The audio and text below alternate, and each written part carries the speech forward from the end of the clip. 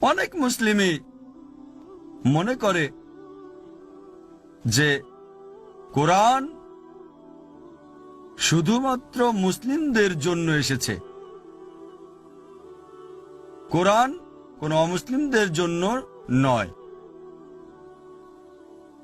আল্লাহ কোরআনে বলেন সূরা ইব্রাহিম অধ্যায় নম্বর 14 আয়াত নম্বর 1, আলিফ লাম র, এই হচ্ছে কিতাব যা আল্লাহ তোমাকে দিয়েছেন যাতে তুমি মানব জাতিকে পথ দেখাতে পারো অন্ধকার থেকে আলোর দিকে। আল্লাহ বলেছেন এই কিতাব কোরআন নবী মুহাম্মদ সাল্লাল্লাহু আলাইহি ওয়াসাল্লামকে দেওয়া হয়েছে যাতে করে তিনি মানব জাতিকে অন্ধকার থেকে আলোর পথ দেখাতে পারেন। আল্লাহ কোরআনে বলেন সূরা ইব্রাহিম অধ্যায় নম্বর 14 আয়াত নম্বর 52 যে এটা মানব জাতির জন্য বার্তা যাতে এর থেকে তারা বুঝতে পারে আল্লাহ কেবলমাত্র একজন, মানুষ যেন এর থেকে উপদেশ গ্রহণ করে। কোরআন বলছে সূরা বাকারা অধ্যায় 2 আয়াত 185 রমজান মাসেই পবিত্র কোরআন নাজিল করা হয়েছে মানব জাতিকে পথ দেখানোর জন্য, সত্য আর মিথ্যাকে আলাদা করার জন্য। এই পবিত্র কোরআন রমজান মাসে নাজিল করা হয়েছে মানব জাতিকে পথ দেখানোর জন্য, শুধু মুসলিম বা আরবদের জন্য নয়, সমগ্র মানব জাতির জন্য, সত্য এবং মিথ্যার পার্থক্যকারী রূপে।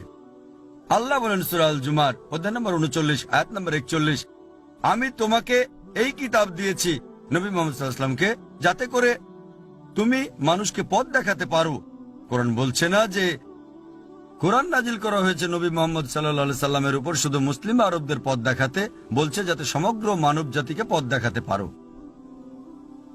তারপরও কিছু মুসলিম রয়েছে যারা অমুসলিমদের কোরআন পড়তে দেয় না, এই ভেবে যে এই অমুসলিম কি বুঝবে কোরআনের, এরা তো অমুসলিম, এরা মুশরিক, এরা কাফির, এরা কোরআনের কি বুঝবে, আর নিজেদেরকে সেরা মনে করে। আপনি কি জানেন কোরআন নাজিল হয়েছে 1400 বছর আগে? যে সময় আরবে কোরআন নাজিল হয় সে সময়টাকে বলা হয়েছে আয়ামে জাহেলিয়া, অজ্ঞতার যুগ। আর কোরআন নাজিলের আগের সময়টাতে আরবরা পৃথিবীর সবচেয়ে অজ্ঞ জাতি হিসেবে পরিচিত ছিল। চিন্তা করেন এই কোরআন আরবের জীবনধারাকে বদলে দিয়ে তাদেরকে করেছে পৃথিবীর আলোর মশালবাহী। তাই কোরআন যখন 1400 বছর আগে এই লোকদের বদলে দিয়েছে, তাহলে কেন এখনকার সময়ের অমুসলিমদের বদলে দিতে পারবে না? এখন তো অন্ধকার যুগও নয়, ইতিহাস আমাদের বলে সেটা ছিল আয়ামে জাহেলিয়া, অন্ধকার যুগ। আল্লাহ কোরআনে বলেন সূরা আম্বিয়া অধ্যায় নম্বর 21 আয়াত 107 ওয়ামা আরসালনাকা ইল্লা রাহমাতাল লিল আলামিন যে আমি তো তোমাকে প্রেরণ করেছি সমগ্র মানব জাতির রহমত হিসেবে, সমগ্র সৃষ্টির রহমত হিসেবে, সমগ্র দুনিয়ার রহমত হিসেবে। নবী মুহাম্মদ সাল্লাল্লাহু আলাইহি সাল্লাম শুধু মুসলিম বা আরবদের জন্যই নন, সর্বশেষ এবং চূড়ান্ত নবী ছিলেন সমগ্র মানব জাতির জন্য। পবিত্র কোরআনে সূরা সাবা অধ্যায় 34 আয়াত 28 বলছে ওয়ামা আরসালনাকা ইল্লা কাফাতাল লিন-নাস বাশীরা ওয়া নাযীরা আমি তোমাকে সারা দুনিয়ার নবী হিসেবে প্রেরণ করেছি, সুসংবাদদাতা এবং পাপের জন্য সতর্ককারী হিসেবে। তারপরও মানুষের মাঝে অধিকাংশই তা জানে না। তাই নবী মুহাম্মদ সাল্লাল্লাহু আলাইহি ওয়াসাল্লাম শুধু মুসলিম বা আরবদের জন্যই ছিলেন না, সমগ্র মানব জাতির জন্য ছিলেন। আমরা মুসলিমরা দুঃখজনকভাবে কোরআনকে দখল করে রাখতে চাই কোবরার মতো। আমরা নিজেরাও পড়ি না, আবার অন্যকেও পড়তে দেই না। আর অনেক মুসলিমই কোরআন থেকে উদ্ধৃতি দেয়, বলে যে কোরআন অমুসলিমদেরকে দেওয়া যাবে না কারণ আল্লাহ বলেছেন। তারা উদ্ধৃতি দেয় সূরা ওয়াকিয়া অধ্যায় নম্বর 56 আয়াত 77 থেকে 80।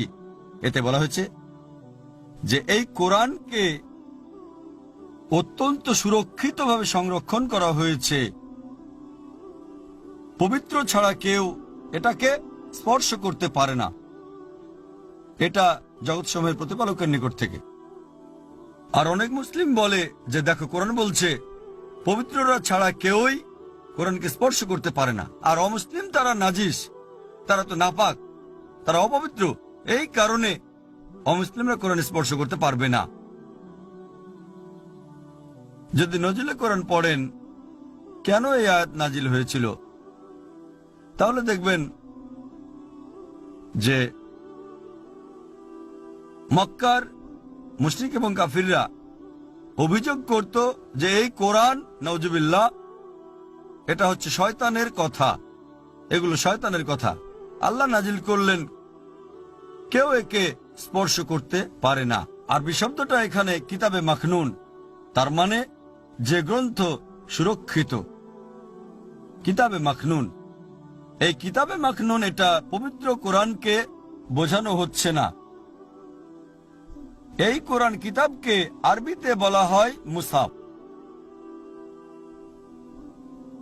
কোরআন তাহলে কি বোঝাচ্ছে? আপনি যদি আরেকটা রেফারেন্স পড়েন, সূরা আল বুরুজ অধ্যায় নম্বর 85 আয়াত 21 এবং 22 বলা হয়েছে আল্লাহ কোরআনকে অত্যন্ত সুরক্ষিত অবস্থায় সংরক্ষণ করেছেন লৌহে মাহফুজে। তাহলে কোরআন এখানে যা বলছে তা বোঝাচ্ছে লৌহে মাহফুজের কোরআনের কথা। এটা এই কোরআন নিয়ে বলছে না, কারণ যদি এটা এই কোরআনকে নিয়ে বলতো, যদি এই কোরআনের কথা বোঝাতো, আর যদি আরবি শব্দ মুতাহিরিন ব্যবহৃত হতো, তাহলে এটা শুধু শরীরের পবিত্রতাই বোঝাতো। তাহলে যে কোনো অমুসলিম সহজেই বাজারে গিয়ে কোরআনের একটা কপি কিনতো 150 টাকা দিয়ে, 200 টাকা দিয়ে, $4 বা $5 দিয়ে, আর এই কোরআন ভুল প্রমাণিত হতো। মুতাহিরিন শব্দটা শুধু শরীরের পবিত্রতাকেই বোঝাচ্ছে না, এটা মনের পবিত্রতাকেও বোঝায়। হৃদয়ের, আত্মার, মনের। নিষ্পাপ বলতে যাদের বোঝানো হচ্ছে তারা হচ্ছে ফেরেশতা। যে কেউ সুরক্ষিত অবস্থায় এই কোরআনকে স্পর্শ করতে পারবে না লৌহে মাহফুজে, ফেরেশতাগণ ছাড়া। আর মক্কার মুশরিকদের অভিযোগের জবাব দেওয়া হচ্ছে যে এই কোরআন শয়তানের কথা, এটা না। তাই কোরআনের এই আয়াত এখানে শরীরের পবিত্রতার কথা বলা হচ্ছে না। যদি পবিত্র হয় ভালো, এটা মুস্তাহাব আলহামদুলিল্লাহ, তবে বাধ্যতামূলক না।